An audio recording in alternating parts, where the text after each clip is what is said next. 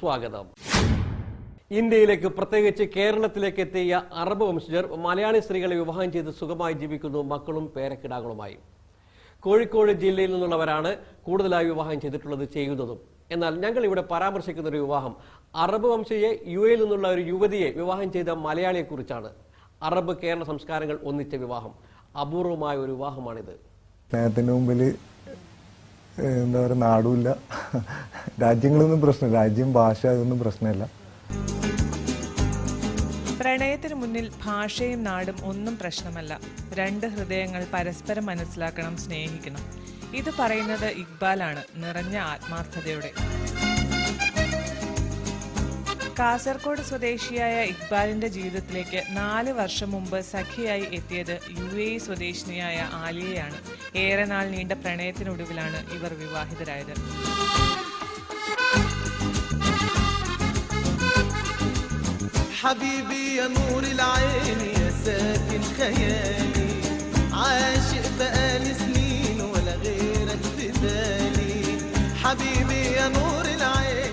ആദ്യമായിട്ട് കണ്ടത് ഹയാത്ത് ഏജൻസിൽ വെച്ചിട്ടാണ്.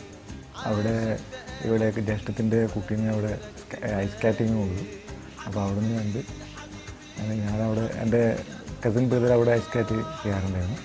അപ്പോൾ ഞങ്ങൾ എല്ലാ വീക്കെൻഡും അവിടെ പോകാറുണ്ട്. അങ്ങനെ അവിടെ നിന്ന് കണ്ടുവരുന്നത്. സ്വാഭാവികമായും എതിർപ്പുകൾ ഉണ്ടായിരുന്നു ഇരു വീട്ടുകാർക്കും. സുഹൃത്തുക്കളും ബന്ധുക്കളും പറഞ്ഞു വേണ്ട എന്ന്. പക്ഷേ ഇക്ബാലിന് ഉറപ്പായിരുന്നു എല്ലാം ശരിയാകുമെന്ന്. ഒടുവിൽ പ്രണയം തന്നെ വിജയിച്ചു.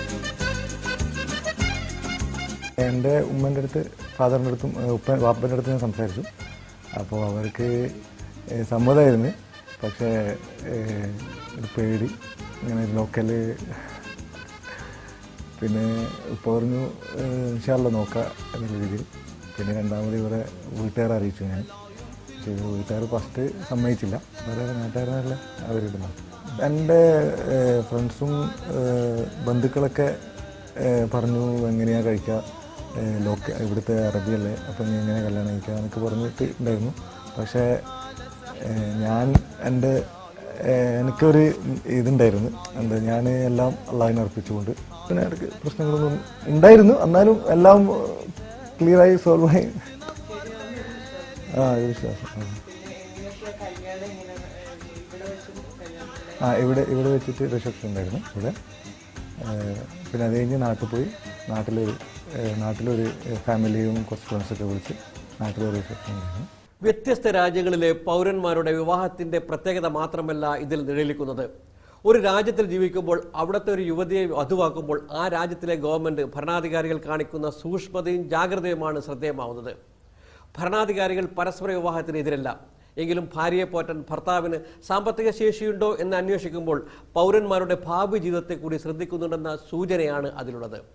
ആർക്കും ആരെയും വിവാഹം ചെയ്യാം എന്ന സ്വാതന്ത്ര്യത്തിന്മേൽ കൈവച്ചുകൊണ്ട് നിരന്തരം വിവാഹം ചെയ്യുന്ന സാമൂഹികമായ അനീതിക്ക് പകരം മതപരമായ ചട്ടക്കൂടിൽ നിന്നുകൊണ്ട് വധുവരന്മാർക്ക് ഭാവിയിൽ സാമ്പത്തിക ഭദ്രത ഉണ്ടോ എന്ന അന്വേഷണം നമ്മുടെ ജീവിതത്തിലും പ്രായോഗികമാക്കേണ്ടതുണ്ട്.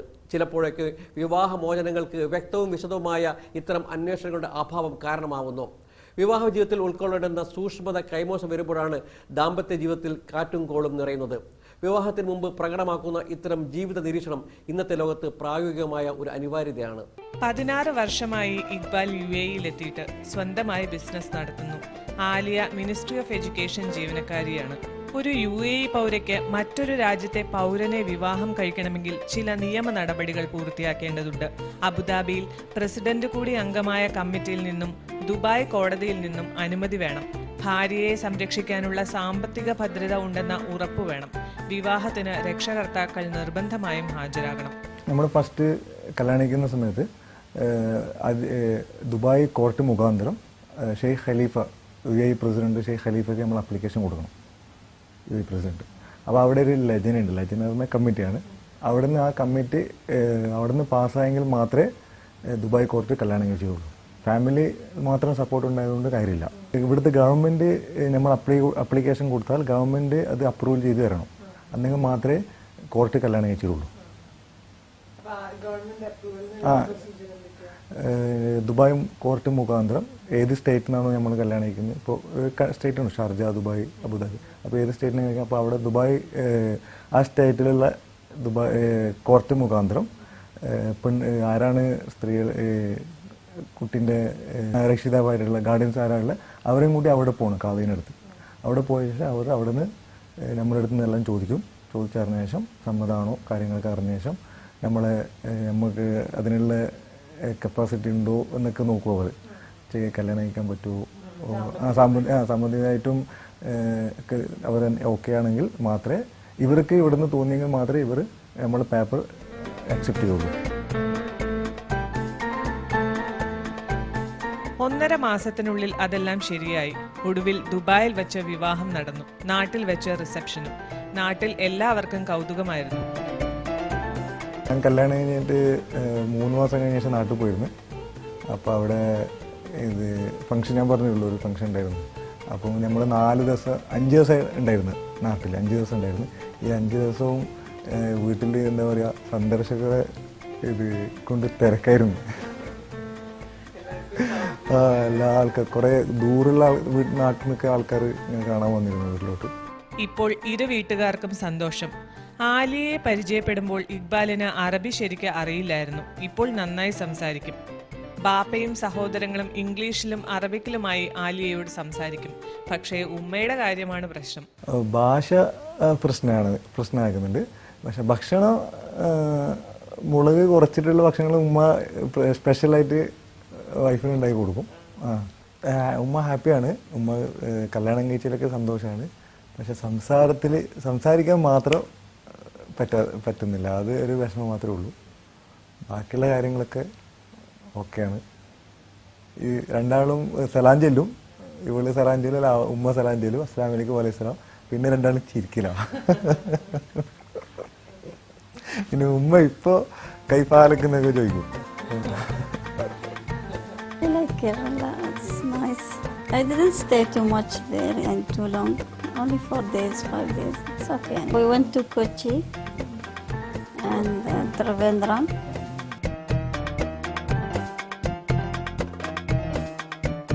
ഹിന്ദി സിനിമകൾ ആലിയയ്ക്ക് ഇഷ്ടമാണ്. മലയാള ഭാഷ ഇനിയും വഴങ്ങിയിട്ടില്ല. എങ്കിലും 1-2 വാക്കുകളൊക്കെ പറയും. എന്ത് വിശേഷം? വളരെ വേഗതയിൽ ലോകരാജ്യങ്ങൾക്കിടയിൽ പ്രശസ്തമായ യുടെ വളർച്ചയ്ക്ക് വ്യക്തമായ ദിശാബോധം നൽകിയ ഭരണാധികാരികളുടെ മറ്റെല്ലാ പ്രവാസികൾക്കുമെന്ന പോലെ ഇക്ബാലിനും ആരാധനയാണ്. യുഎഇയിൽ തൊഴിൽ കണ്ടെത്താൻ 200ഓളം രാജ്യങ്ങളിൽ നിന്നുള്ള വിദേശികൾക്ക് വാതിൽ തുറന്നുകൊടുത്ത സംസ്കാരത്തോട് ബഹുമാനവും. അതുകൊണ്ട് തന്നെ സുന്ദരമായി ഈ രാജ്യത്തിൽ നിന്നൊരു ജീവിതസഖിയെ ലഭിച്ചതിൽ ഇക്ബാൽ ചാരിതാർത്ഥ്യം കൊള്ളുന്നു. ദുബായിൽ ബിസിനസ് നടത്തുന്ന ഇക്ബാലിന് പ്രമുഖരായ ഒട്ടേറെ സുഹൃത്തുക്കളുണ്ട്.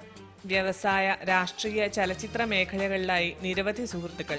പക്ഷേ യുഎഇയുടെ രാഷ്ട്രപിതാവായ ഷെയ്ഖ് സായിദാണ് ഇക്ബാലിനെ ഏറെ സ്വാധീനിച്ച വ്യക്തിത്വം. ദുബായ് തന്നെയാണ് ഇക്ബാലിന്റെ പ്രിയപ്പെട്ട സ്ഥലവും. മലയാളികളെ ഇഷ്ടപ്പെടുന്നവരാണ് യുഎഇ സ്വദേശികളെന്ന് ഇക്ബാൽ പറയുന്നു.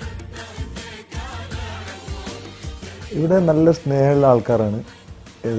പ്രത്യേകിച്ച് നമ്മളോട് മലയാളികളോട് മലയാളികളെ ഒരുപാട് ഇഷ്ടപ്പെടുന്ന ആൾക്കാരാണ്. മലയാള കൾച്ചറിനോട് സ്നേഹമുള്ള ആൾക്കാരാണ്. ഇപ്പം ഇവിടുത്തെ അറബിയെ സംബന്ധിച്ചിടത്തോളം ഇപ്പോൾ കേരളം കാണാത്ത ആൾ കുറവായിരിക്കും. ഏകദേശം ആൾക്കാർക്ക് കേരളത്തിൽ പോകുന്നുണ്ടല്ലോ. അപ്പം നല്ല സ്നേഹമുള്ള ആൾക്കാരാണ്. ഗിസേസിലെ ഈ വീട്ടിൽ രാവിലെ 2 തരം പത്രങ്ങൾ വരും, മലയാളവും അറബിയും. ഇത്തരം കാര്യങ്ങളിൽ ഒഴിച്ചാൽ ആലിയയും ഇക്ബാലും ഒരേ സ്വഭാവക്കാർ തന്നെ. ആലിയയുടെ കുടുംബത്തിനും ഇക്ബാൽ ഇന്ന് ഇഷ്ടപ്പെട്ട ബന്ധുവാണ്. ആലിയയുടെ സഹോദരിയുടെ മക്കൾ വേനലവധി ചിലവഴിക്കാൻ ഇവിടെ എത്തിയിരുന്നു.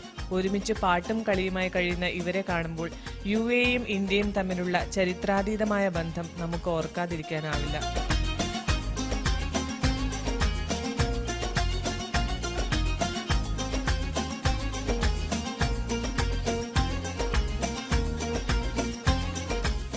രണ്ടു രാജ്യങ്ങൾ തമ്മിലുള്ള ദൃഢബന്ധത്തിൽ സാമൂഹികവും സാംസ്കാരികവുമായ സഹകരണത്തിന്റെ ആത്മസ്പർശം പ്രകടമാണ്. വ്യക്തികൾ തമ്മിലുള്ള ബന്ധം പോലെ തന്നെ ഊഷ്മളവും സുതാര്യവുമാവുമ്പോഴാണ് രാജ്യങ്ങൾ തമ്മിലുള്ള ആശയവിനിമയ സമീപനങ്ങൾ ശക്തമാകുന്നത്. ഇന്ത്യയും യുഎഇയും തമ്മിൽ കേവലമായ നയതന്ത്ര ബന്ധം മാത്രമല്ല ഉള്ളത്. ഭൂമിശാസ്ത്രപരമായ അതിരുകൾക്കപ്പുറത്ത് സാംസ്കാരികമായ സമന്വയമാണ് രാജ്യങ്ങൾ തമ്മിലുള്ള ഐക്യദാർഢ്യത്തിന് പിന്നിലുള്ളത്. യുഎഇയും ഇന്ത്യയും തമ്മിൽ ചരിത്രാതീതമായ ബന്ധമുണ്ടെന്ന് പറയുമ്പോൾ സാമൂഹ്യ സാംസ്കാരിക വ്യക്തിബന്ധങ്ങളുടെ ചരിത്രമായി അത് മാറുകയാണ്.